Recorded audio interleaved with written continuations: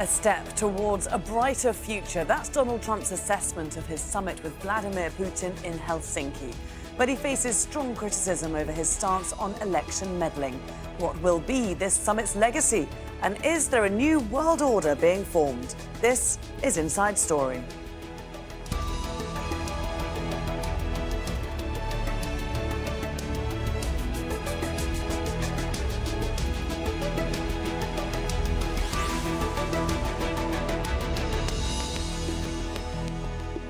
Hello there and welcome to the programme. I'm Laura Kyle.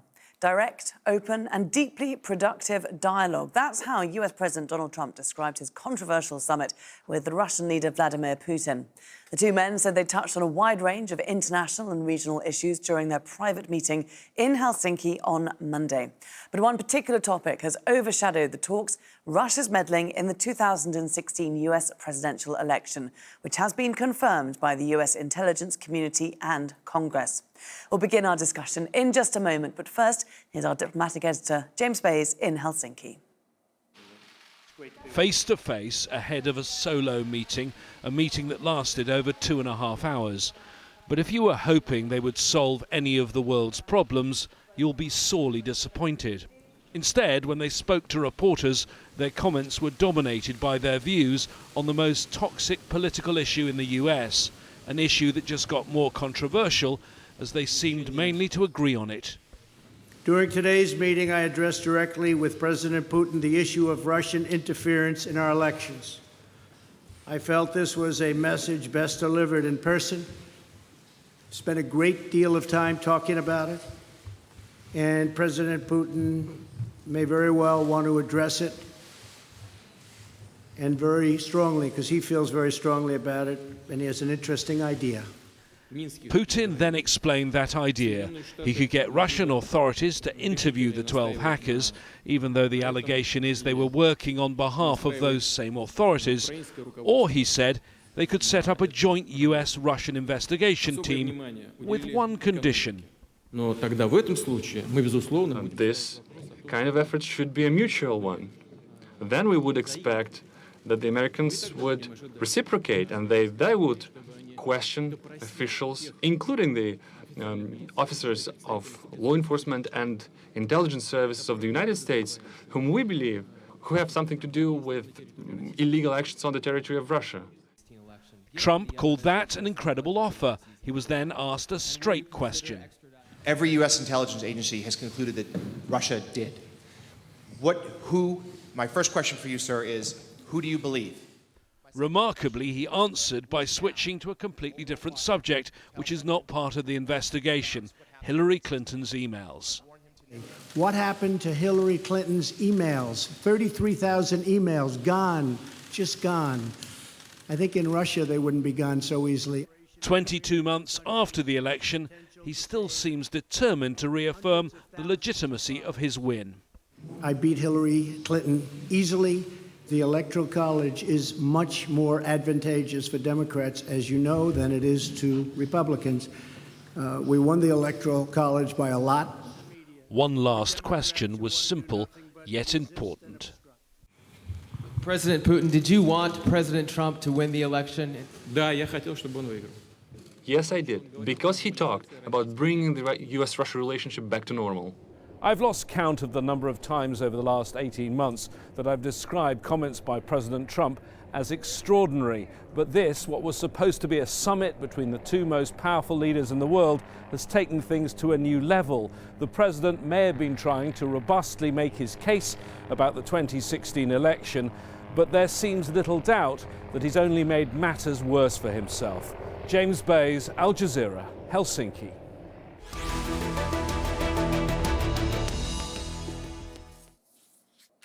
Well, let's introduce our panel now. And joining us from Washington, D.C., Joel Rubin, a former US Deputy Assistant Secretary of State. In Paris, Remi, Bourgeot, an Associate Fellow at the French Institute of International and Strategic Affairs. And in Moscow, Vyacheslav Matuzov, a former Russian diplomat. A very warm welcome to all of you. Joel, I'll start with you because this has been called by people in America the worst summit in the history of US-Russia relations. Would you agree with that? Well, yes, I would, and I think that's an understatement. As someone who served in national security positions for more than a decade, I felt like it was a humiliating experience to watch the press conference yesterday. The president didn't stand up for American interests or values. He kowtowed to Vladimir Putin. He essentially threw the American intelligence community under the bus and said that our intelligence assessments are not important as long as the person who committed an attack against our democracy says he didn't do it. So it was a very depressing moment for those of us who've worked in national security and for the American people across party lines. This is a very confusing day for Americans. Vyacheslav, there's a very strong reaction that we're getting there from America. Humiliating experience, Joel says. What's been the reaction there in Russia? Well, in Russia, they consider that it was a very great step ahead in concerning our Russian-American relationship, first of all. Secondly, Russian-American relations degraded below zero last decade. So I think that this meeting demonstrates a new approach from American side and Russian side for giving a pushback for developing these bilateral relations in favor of international law, in favor of world order, in favor of interests of both sides.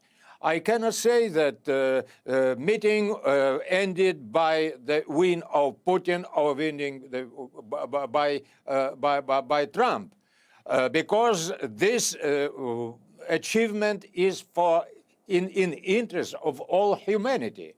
I think that in Russia they look at this not waiting very much from this meeting, concrete deals on Middle East, on Ukraine, on any other things, any other regions of the world, but in Russia looking at this event as opportunity, a door of opportunities that opened by two presidents. I mean, an achievement for all humanity. I mean, that again is a very strong reaction. How exactly does this benefit everyone in the world? Well, our reaction is positive, extremely positive, and it is annoying thing was in Russian foreign policy is affected by our position in the world because of extremely tension in our bilateral relations with the United States. Role of the United States in world policy is obvious for all, in economy, in politics, and in many other things. So I think that it is a big step ahead, but not more.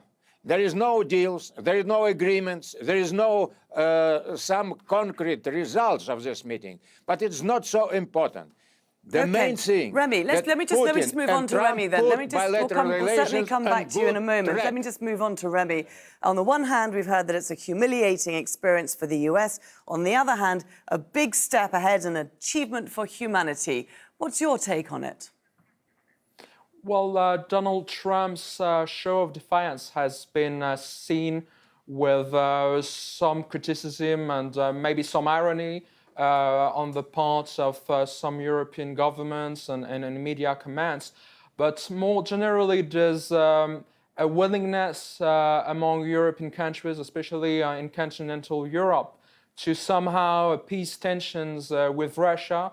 It's been quite clear over the past few years, and there are these developments in terms of Europe's energy policies, especially in Germany with the planned construction of the Nord Stream 2 pipeline. So at the same time, Europe is maintaining sanctions and trying to somehow maintain ties and even to develop economic relations further with Russia. And Russia also has become an element in the rising tensions between the EU and the US. Donald Trump has accused Germany of being under the influence of the Kremlin. Well, obviously, Germany, the German government also has been critical of Donald Trump and his approach to Russia, but also refusing to broaden sanctions to include the energy sector. There are larger tensions between the US and the EU, and that includes Russia, but in a quite paradoxical manner. But more generally, there's this willingness to somehow appease tensions. I mean, we see Trump as somewhat of a disruptor, don't we? And on one hand, in 1 week, Remi, we saw him blasting NATO, and then just a few days later, buttering up Putin. I mean, that's got to alarm the EU. Well, there's certainly a big political game at the moment, with Trump criticizing European governments for their relative low defense expenditures, at the same time getting closer to Russia. So there's also an economic side to this political game. Trump has been very critical of the EU's economy, especially of Germany's trade surplus. And you can see that the German government is trying to keep a lead on tensions in order to avoid some tariffs, especially on car exports. So it's a large political gamble taking place at this moment. The French government is being a little more assertive towards the US when it comes to trade issues. But really, Russia is just one part of these. I mean, from a European perspective, Russia is one part of these growing tensions between the EU and the US. But generally, it's not really just about defining one common approach to Russia. It's a bit more complicated than that. Especially given those trade tension at the moment. Okay, Joel, why has Trump broken so decisively with what the US stance towards Russia has been for very many years? Well, first and foremost, I want to make sure that we understand something here about the United States engaging Russia. In the Obama administration, the United States negotiated agreements with Russia on nuclear weapons related to New START, on Syria and chemical weapons, and essentially was engaging in diplomacy with Russia on multiple levels. Russia, though, chose to invade Ukraine and chose to invade American democracy. And what that did was that, in addition to human rights violations at home, that created these tensions. And so when President Trump has come in and sort of pushed to the side the argument that in the past somehow everything was done wrong by the United States, that's completely misreading the recent history of American-Russian relations. So I think right now where we are is President Trump is trying to rewrite the history and not really stand up for any of the American policy positions that we have over years and decades been pursuing and advancing towards Russia. We did this in the Cold War with the Soviet Union, where there were tensions and conflicts. And we had negotiations with the Soviet Union on multiple issues while also criticizing them.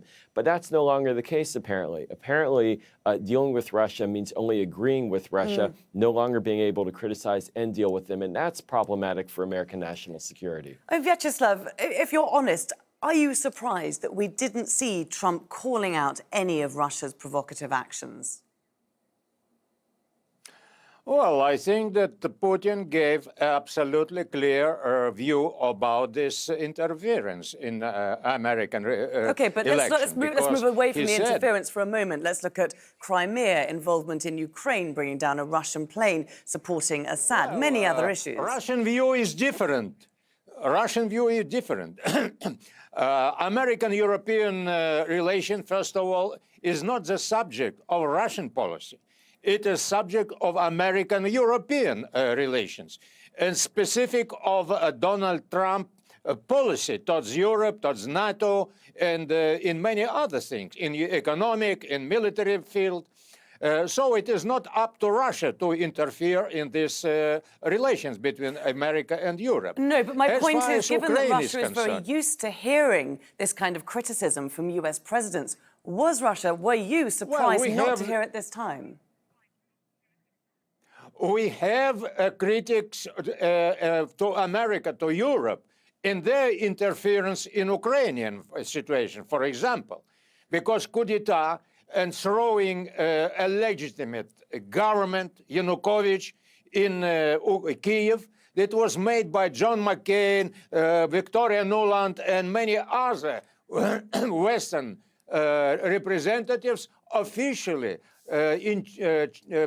involved in this process, overthrowing a legitimate government in Kiev. They achieved their goals. What they blame the Russian? They brought to the power, as a Russian point of view,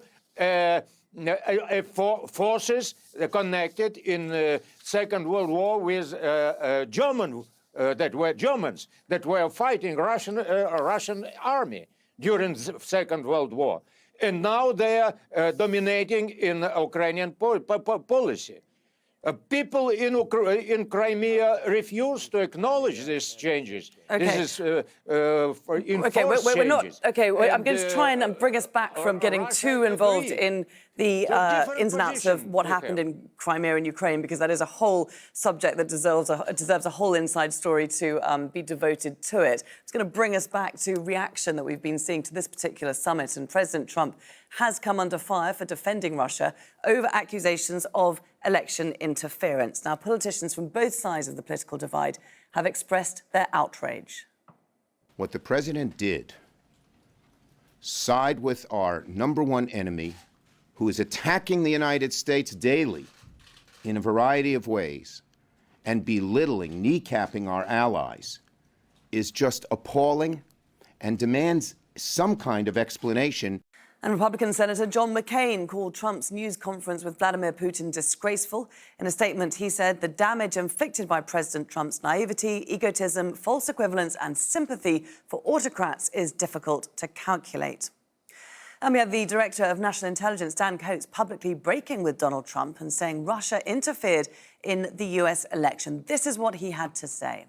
We've been clear in our assessments of Russian meddling in the 2016 election and their ongoing pervasive efforts to undermine our democracy, and we will continue to provide unvarnished and objective intelligence in support of our national security. Joel, we look at some of these reactions. How much trouble is Trump in at home? I think we're now in a new stage in Trump's relations with Congress and with the American people. This really, the performance yesterday fed into a lot of the concerns that Democrats have been expressing about who's really in charge in this relationship. And so now it only will add fuel to the fire for Democrats in Congress, for example, to call for preventing the Supreme Court nominee from moving forward because there are questions about the legitimacy of President Trump's presidency. And this is what the irony here is that President Trump attempted to stamp out the questions of the election interference yesterday. He tried to do this over a year ago when he fired the then CIA director, Jim Comey, tried to end the Russia investigation, and it ended up exacerbating the problems. And we have the Robert Mueller investigation. We may very well see the same dynamic now where Democrats in Congress will be able to peel off Republicans and open up questions about what is really going on, because we just don't know. We don't know what happened in that 2-hour and 10-minute meeting. We don't know what they discussed, and we do know what we saw in public, which is very troubling across the political spectrum. And so I think that there's a much more tension that's going to come about as a result of yesterday. Remi, it is a big question, isn't it? What happened behind those closed doors? What was discussed in that 2.5-hour private meeting? And what are your feelings on that?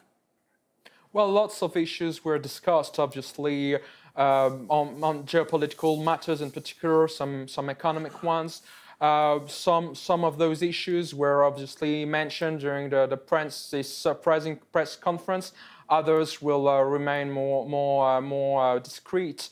But certainly there's a lot going on. It's not just about Donald Trump, also about the US policy on several issues, also on the Middle East. That's a very important matter also for European governments, as Russia has become omnipresent in the Middle East, and on some issues that are really critical to Europe and to European stability, like the Syrian civil war and the migration crisis, also more generally. So all these issues are really part of a broader political game, and there's real issues to tackle. So it's not just about, really negotiations on one side or collusion on the other. It's more complex than that, certainly. And in a sense, it's a pity that those really important debates are somehow being overshadowed by those other issues, the issue of meddling in U.S. elections. So, but they're being overshadowed, Remi, aren't they? Because there was no mention of them in this press conference. I mean, there was so little in the way of details on any of these very crucial issues. So, Vyacheslav, is the feeling that the status quo just remains on things like Crimea, on issues like Syria, on issues like arms control? Well, I think there are quite a lot of international issues that concern the two presidents, because the role of the United States in the world policy, no one can deny, because what's happening in this globe, it is concerned American foreign policy, like in Russia in many ways. So I think two presidents have the right to talk privately. And they talked privately more than 2 hours. After that, in presence of foreign ministers and Secretary of State. But I think that they are responsible to make report to their parliament, to their public, in what form they, according to constitutions of the United States and Russian Federation. I don't think that in this concrete situation, when Donald Trump was undergone to obstruction, to very great pressure on him inside the United States from his opponents, and what was the demands of them to President Trump? No, they are not acknowledging legitimacy of his election, blaming Russia for interference. I'm sorry. If Russia has the right and a possibility to influence on American presidential elections, I can't believe it. Okay, Joel, let's let Joel just respond to that. Well, with all due respect, one can believe it or not, but the American intelligence community has the tools and the capabilities of identifying influence operations conducted against the United States. And it did so, and there's a lot of electronic influence that was executed through social media, Twitter, Facebook, as well as potentially money provided. There have been indictments about this money provided to groups to run political support for one candidate. There was hacking into the Democratic National Committee. There's a paper trail, and I trust that our intelligence community and our law enforcement knows what it's looking for. And I do agree, though, that we should have a report about what it was that was discussed in this 2-hour meeting. We don't know. I hope that it was about the policy issues outlined by our colleague here on the show, but I'm not sure. And until we have that answer, I don't believe that the agencies, the State Department, the Defense Department, the intelligence community will know what to do, and I don't think our Congress will know how to react. So we need transparency right now from that 2-hour meeting. That'll be very interesting to see if we get it or not. Well, many thanks very much for joining us today. Joel Rubin, Remi Bourgeot, and Vyacheslav Matuzov. And thank you, too, very much for watching. You can see the programme again anytime by visiting our website. That's aljazeera.com. And for further discussion, do go to our Facebook page. That's facebook.com/AJ Inside Story. You can also join the conversation on Twitter. Our handle is @AJ Inside Story. From me, Laura Kyle, and the whole team here, it's bye for now.